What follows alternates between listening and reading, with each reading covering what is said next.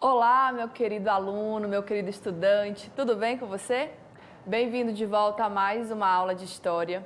E hoje nós vamos tratar de um assunto muito recorrente nas provas de Enem, muito importante também para nós, cidadãos brasileiros, termos compreensão e entendimento, até porque a escravidão foi abolida, mas deixou muitas consequências ruins para a nossa sociedade. Já sabe qual é o tema, né? Eu sou a professora Yasmin e nós vamos falar hoje sobre o tema escravidão e abolição da escravidão no Brasil. Me acompanhe agora para a gente entender como é que foi esse processo, que foi longo, que foi gradual. A abolição ela não se deu de repente. Houveram várias leis, vários processos, vários procedimentos que vão culminar na elaboração da lei abolicionista. E também vamos falar das consequências de tudo isso para a sociedade e principalmente para os mais afetados. Bom, nós sabemos, né, e vimos em aulas anteriores, que a mão de obra escrava ela foi utilizada no Brasil desde o início, né, da exploração do pau-brasil. Na verdade, desde 1530, porque antes disso haviam trocas, né? Então vamos considerar ali o início da colonização. Então, século XVI, né, 1530 é século XVI. Antes da vinda dos africanos, a mão de obra utilizada era indígena, já foi discutida nas aulas anteriores, mas os povos tradicionais que aqui viviam não possuíam técnica e nem conhecimento quanto ao plantio da cana-de-açúcar. Então, foram trazidas mão de obras lá da África, né, onde já havia o cultivo da cana pelos próprios colonizadores portugueses, e essa mão de obra ela era considerada mais adequada pelo porte físico, pela resistência física e principalmente pelo conhecimento e técnica com a planta. Então, ao todo, como você está vendo aí, foram cerca de 11 milhões de africanos trazidos de forma forçada, né, para as Américas em todos esses anos, né? Mais de 300 anos de escravidão. Tráfico negreiro era o termo utilizado, né? O termo correto, afinal, eles eram trazidos à força e a partir de 1850 esse comércio entrou na ilegalidade, então se torna um tráfico. 1,5 milhão de africanos, mais ou menos, né, foram trazidos para cá até os anos 1850. Então, de 1530 ou 1555, né, a gente não tem uma data bem específica, até 1850 foram mais de 1,5 milhão de escravos africanos. Então, as colônias latino-americanas, principalmente o Brasil, né, aboliram por último a escravidão no mundo. Mais ou menos, lá em 1840, foi abolida a escravidão inglesa, né, na Inglaterra, e de lá para cá nós vamos ter a independência das colônias na América. Por isso, a independência ela também vai acabar emancipando a escravidão. O processo mais complexo e mais, digamos que traumático, foi nos Estados Unidos, né, onde houve a Guerra de Secessão entre Norte e Sul, também causada pela questão abolicionista.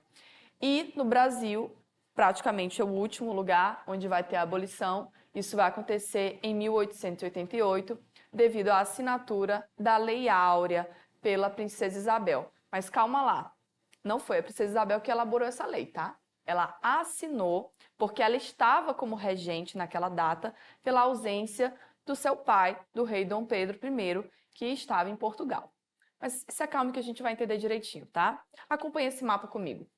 Esse é o mapa do tráfico negreiro, de onde saíam, né, os escravos que eram capturados na África e levados para a América.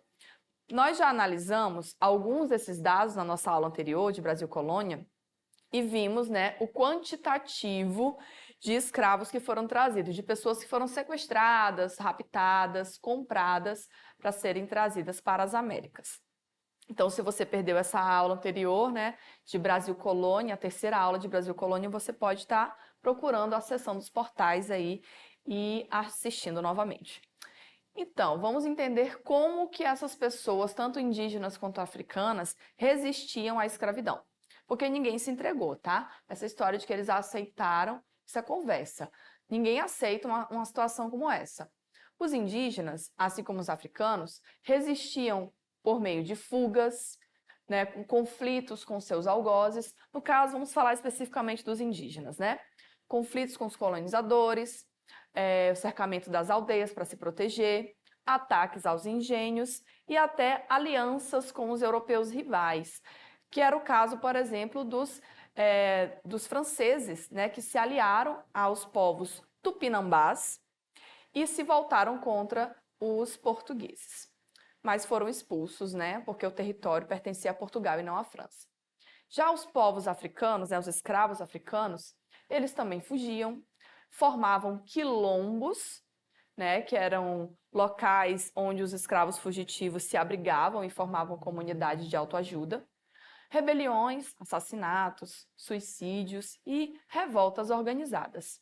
Já que eu falei em quilombo, vamos falar do mais famoso e do maior quilombo de todos, que é o Quilombo dos Palmares, que você com certeza, né, se lembra, que foi construído ali na região onde hoje é o estado de Alagoas, reuniu mais de 20 mil pessoas e foi um dos maiores símbolos, o maior quilombo, né, e um dos maiores símbolos da resistência à escravidão no Brasil.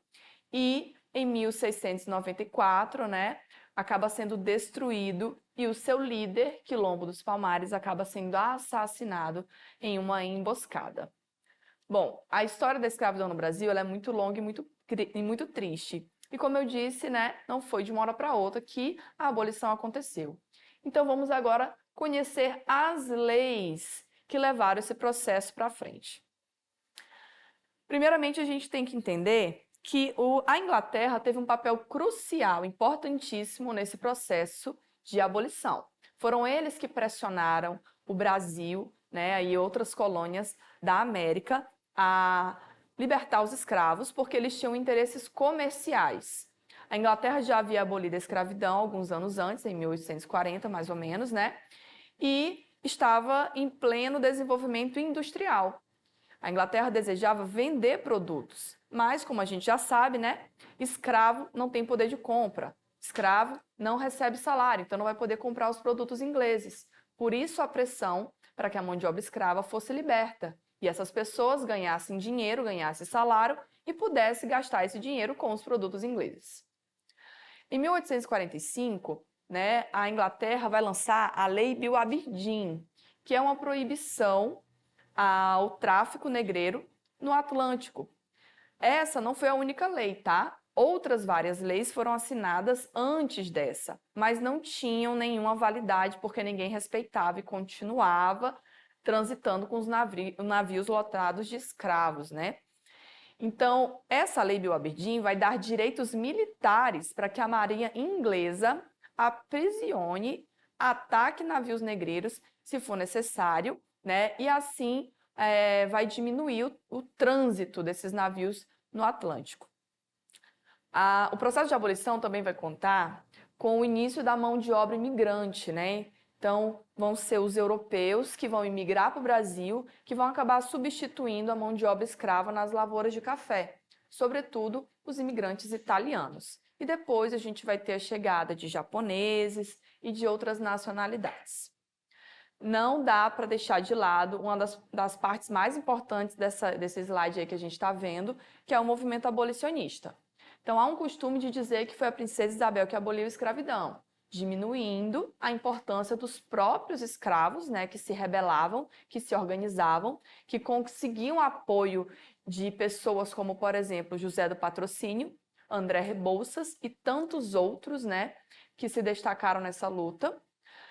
A escravidão ela vai acabar, então, sendo fruto de uma pressão social, tá? Inclusive, minha gente, os abolicionistas, as pessoas que eram abolicionistas e que apoiavam a abolição da escravidão, costumavam ser perseguidas também. Pessoas brancas, não precisava necessariamente ser preto, né, para ser perseguido. E havia um símbolo entre eles, né? Eles usavam a flor de camélia branca na roupa ou plantavam no quintal da casa, que era um símbolo de que ali vivia um abolicionista. E também, né, claro, seria um símbolo de que alguém que estivesse fugindo e precisasse de apoio poderia encontrar ali um abrigo e um apoiador.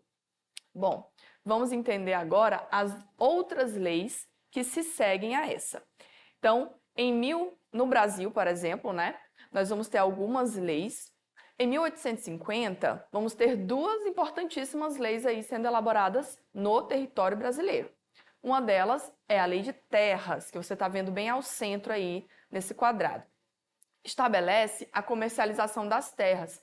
Então, a partir dessa lei, que é a Lei de Terras, a propriedade de terras no Brasil, ela vai ser estabelecida como comercial. Então, antes você não podia comprar terras, você recebia, né, doação do rei, da coroa, né, herdava terras. Agora você pode adquirir, pode comprar. Só que essa lei ela é excludente, porque os escravos eles não vão ter acesso à compra de terras, muito menos as pessoas que foram abolidas, né, porque elas não tinham dinheiro suficiente para isso. Então, ela é uma lei excludente. A Lei Eusébio de Queiroz foi uma lei que proibiu a entrada de escravos vindos da África para os portos brasileiros. Essa lei, gente, ela é importantíssima, tá? Mas ela também não vai ser tão pesada com relação à abolição da escravidão, porque o que vai ser proibido aí é a entrada de navios trazendo africanos vindos da África. Lembrando que isso já era proibido, né? Porque a Inglaterra já tinha proibido. Então, vai evitar que entrem novos escravos. Mas, por outro lado, vai incentivar o comércio interno. Então, aqueles escravos que já estavam dentro do território, agora, eles vão ser comercializados entre as regiões. E pior, vai ter um movimento de produção interna de escravos, ou seja, as mulheres, as negras africanas escravizadas, vão ser mulas, entre aspas, né, gente? Um termo bem horroroso para isso. Mas elas vão ser reprodutoras de novos escravos, o que é uma parte terrível da nossa história. Em 1837, vai ser promulgada a Lei da Educação, né? Mas os negros não podem frequentar as escolas. Em 1885, vai ser formulada uma das principais leis, né? Que é a Lei do Sexagenário, também conhecida como Lei Saraiva-Cotegipe. Ela libertava os escravos que tinham mais de 60 anos de idade. E antes dessa lei, uma outra, que também, se a gente for analisar, é quase que inútil, né? Como essa, era a Lei do Ventre Livre, em 1871, que libertava todos os bebês que nascessem dali por diante. Tá, mas por que essas duas leis são praticamente inúteis? Porque a expectativa de vida, gente, de um escravo não era de 65 anos, não era de 60 anos. Então, aquela pessoa já estava no fim da vida, né? Já estava doente, não conseguia mais trabalhar. Então, muitos desses acabavam ficando nas senzalas, né, acabavam continuando ali nas fazendas, trabalhando como escravos, em troca de um prato de comida. Já a Lei do Ventre Livre, ela só liberta os bebês, ela não liberta as mães dos bebês. Então, é praticamente inútil, porque aquela criança, né, ela precisa da mãe. E, finalmente, em 1888, a Lei Áurea vai ser assinada pela Princesa Isabel, mas vai ser elaborada pelo Senado brasileiro, né, e apresentada a ela, que na ocasião estava como regente. Ela assina a Lei Áurea, mas, basicamente, nada muda, porque dali até aquela lei ser respeitada, muita água vai passar debaixo da ponte. E para finalizar, uma lei curiosa aí, né, 1890, como você está vendo, que era a lei dos vadios e capoeiras, que era uma lei extremamente racista, né, que proibia a vadiagem daqueles que perambulavam pelas ruas e não tinham residência comprovada. Essas pessoas iriam para a cadeia. Por que ela é uma lei racista? Porque naquela época, quem fazia isso, quem perambulava pelas ruas e quem não tinha onde morar, basicamente eram os escravos libertos, que não tinham condições, não tinham dinheiro, né? Quando eles foram libertos, eles não receberam nenhum tipo de amparo, nenhum tipo de assistência, nenhuma política de inclusão foi elaborada, como você pode ver aqui. A não criação de políticas de integração social vão provocar claro, né, como consequência dessa abolição, que não foi tão bem planejada, né, a desigualdade racial, o desemprego e o subemprego, porque essas pessoas não vão ter o respeito e vão ser colocadas nos piores, né, nas piores atividades, o racismo estrutural, que nós vivenciamos até hoje na nossa sociedade, a marginalização, né, que vivem à margem da sociedade, e os estigmas, né, como, por exemplo, que pessoas de pele negra não são confiáveis, que eram que aquelas leis que você está vendo anteriormente mostravam. Não podiam perambular na rua porque eram confundidos com ladrões. Enfim, de lá para cá, né, muitos estigmas se mantiveram. E a permanência nas mesmas condições, como eu citei também no caso das pessoas idosas que preferiam ficar na senzala porque tinham onde morar, né, tinham um teto para se abrigar, certo? Então, temos muito a falar, esse tema é muito grande, né? Mas como nós temos pouco tempo, agora a gente vai direto para as nossas questões de Enem. Acompanha só. Essa é uma questão recente, né, do Enem de 2021, e ela tem uma imagem. Se você analisar bem, embaixo da imagem tem aí uma referência, que é sobre o lixo. A limpeza urbana através do tempo, né? Então, nós temos um conjunto de pessoas escravas, né, e atrás tem um capataz, que estão carregando na cabeça alguma coisa, né? Uns tonéis aí com alguma coisa dentro. A ação representada na imagem e descrita no texto evidencia uma prática do cotidiano nas cidades do Brasil no século XVIII e XIX. Perceba que a gente já foi direto para o enunciado, né? É aquela técnica. E agora que ele necessariamente está falando do texto, vamos lá ao texto. Texto 2. A repugnante tarefa de carregar lixo e os dejetos das casas para as praças e praias era geralmente destinada ao único escravo da família, ou ao de menor status ou valor. Todas as noites, depois das 10 horas, os escravos conhecidos popularmente como tigres levavam tubos ou barris de excremento e lixo para as ruas do rio. Como você está vendo, né, eles estavam levando o quê? Provavelmente os dejetos, né, sólidos e líquidos que os patrões mandavam, né, eles descartarem. Isso porque não havia nenhum tipo de encanação, nenhuma estrutura sanitária naquela época, tá? Então, como nós estamos falando disso, né, de sanitarismo, de limpeza, a gente percebe que existe aí um status, como o próprio texto disse. Alguns escravos, eles tinham mais status do que outros. Aqueles de menor valor ou menos considerados pelos seus patrões, eles eram colocados em funções degradantes. E haviam escravos que viviam dentro das casas e que amamentavam os filhos dos senhores. Por isso eram consideradas de mais status, que são as amas de leite. Acho que você já teve tempo de ler as alternativas, né? E identificar que o gabarito correto é a reiteração das hierarquias sociais, que mostra que existe uma hierarquia social aí, inclusive entre os escravos, né? Que é essa que eu acabei de explicar. Bom, vamos para a próxima questão? Essa é uma questão recente também, temos uma charge. A maioria das questões sobre escravidão trazem imagens, trazem charges para a gente analisar, né? E ela se refere aos 100 anos da abolição da escravidão. Nessa charge, um senhor branco tem o seu sapato, que está engraxando o seu sapato, né, com um jovem negro. E ele está dizendo uma coisa aí que você vai ler, né, que é até incômoda de a gente ler em voz alta. A imagem está relacionada a uma situação social dos negros no Brasil após a abolição da escravidão, que foi no dia 13 de maio de 1888. Isso é um reflexo de quê? Por isso é que algumas dessas alternativas aqui são descartáveis, como o caso da letra B, né? A gente sabe que a abolição da escravidão, ela não se deu apenas em 1888, né? Foram muitos anos ainda de luta e conquista para a vida digna dessas pessoas, né? E essa luta ainda continua. Então, muito obrigada por você ter ficado até aqui com a gente. Te desejo bons estudos e a gente se vê na próxima aula. Acesse os nossos canais e assista essa e outras aulas. Até a próxima!